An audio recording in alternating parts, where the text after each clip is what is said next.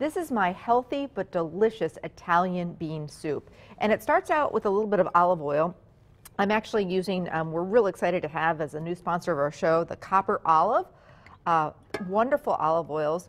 This one actually happens to be one of their Tuscan olive oils with some Italian seasoning in there.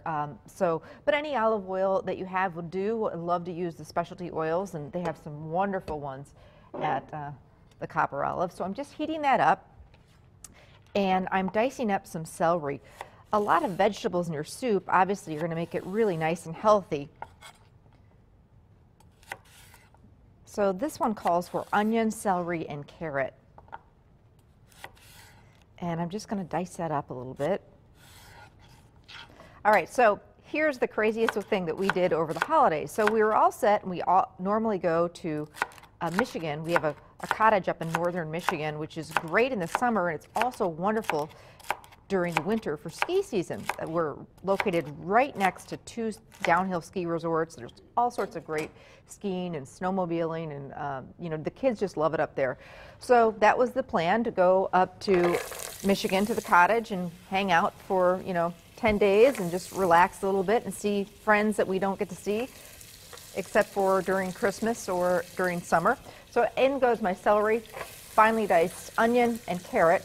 Anyway, it's a couple days before Christmas, and Bob says there's not going to be any snow up there, which is very rare because it's right on Lake Michigan, and they get a lot of lake effect snow. So even when we don't have snow, they normally have it. And they had a couple feet of snow, you know, earlier this season, but there was no snow up there, and the conditions were not looking very good for skiing. So it's a couple days before Christmas, and we're like, well, what are we going to do? We've got this time off.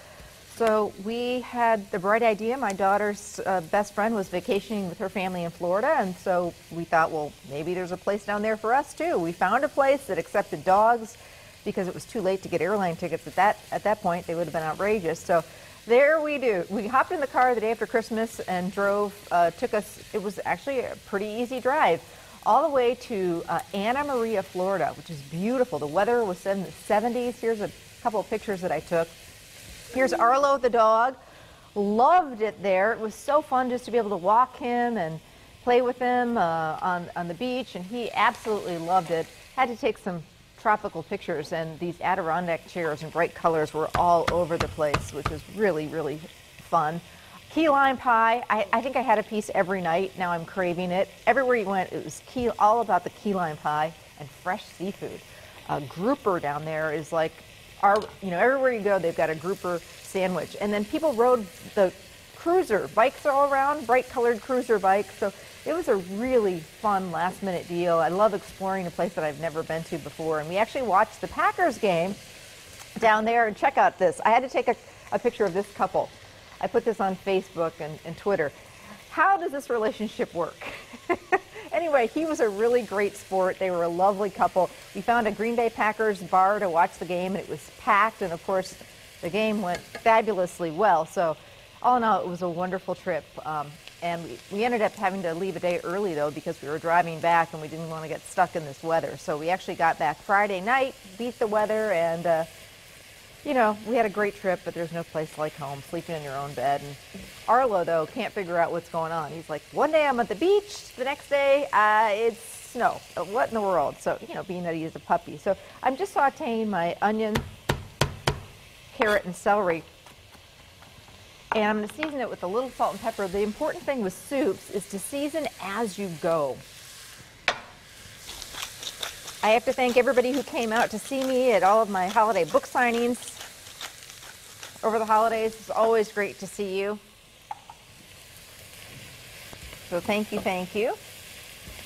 And we've got another big night out coming up. Gotten lots of emails about when's the next big night out. Well, this is going to be a great one. It's a Valentine's Day themed big night out. And it's February 10th at the Appleton Beer Factory. We're just putting the details together on it, but we had a very quiet New Year's Eve in Florida. Didn't do anything fancy. So if you need a big night out, we will be sharing the details of our next one, which is going to be great, coming up hopefully maybe later this week.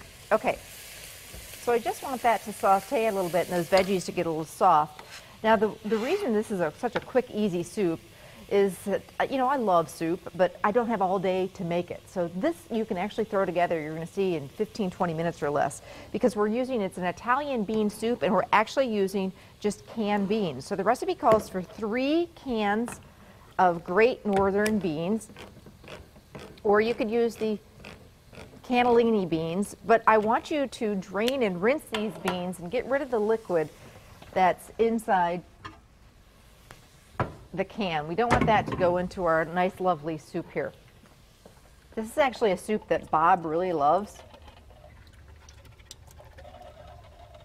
And even this morning, he was, you know, for a lot of us, it's our first day back, so it's kind of like, everybody's a little bit, you know, ooh, how's today going to go? So I made sure I packed him a little container of soup to have in his lunch. So if I make a big batch of soup like this, we can be eating it, you know, all week long, which is nice for lunches or even dinner. So sometimes I'll even double the recipe. So 1 more can of these beans. This is going to make a nice big batch.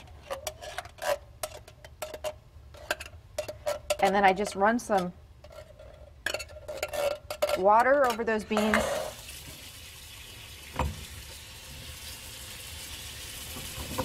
And I'll just let them hang out in the colander to drain for a little bit. Okay, back to our vegetables, which are looking perfect. They're starting to get a little bit soft. In goes, at this point, our fresh garlic.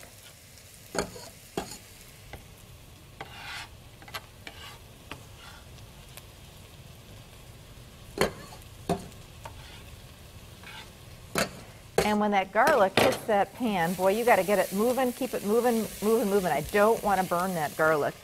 Now, to keep this nice and light, if you've got some leftover ham from the holidays, and a lot of us do, maybe you've got it in your freezer, you could certainly do some light diced up ham, but I'm going to keep this nice and light, and I've got some smoked chicken sausage, which is absolutely fantastic. It's like a kielbasa, but it's got some Italian flavor, and it comes in different flavors. And I'm just going to dice that up, and it's really going to give this soup a nice, you know, hearty, make it very hearty, but keeping it healthy too. And it's already pre-cooked, so I just like to throw it in here with the vegetables and just give it a little color. How good does this smell, Anne? Really, really good. Tomorrow on the show, we're also going to do some more new recipes. Again, new shows this week. I'm doing a nice, healthy, light, but delicious steak and snow pea stir fry, or pea pod. You can use snow peas or the sugar snap peas. And then to get you all ready for the big game later this week, I'm doing a big batch of brat chili. So we've got some fun things planned for you. All right, so in go our beans at this point.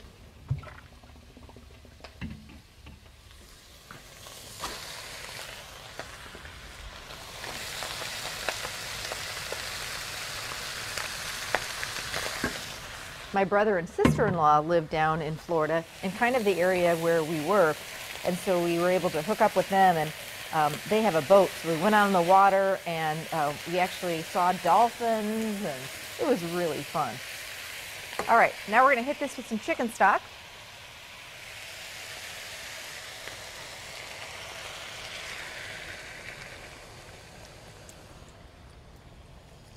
And just let it simmer for a little bit.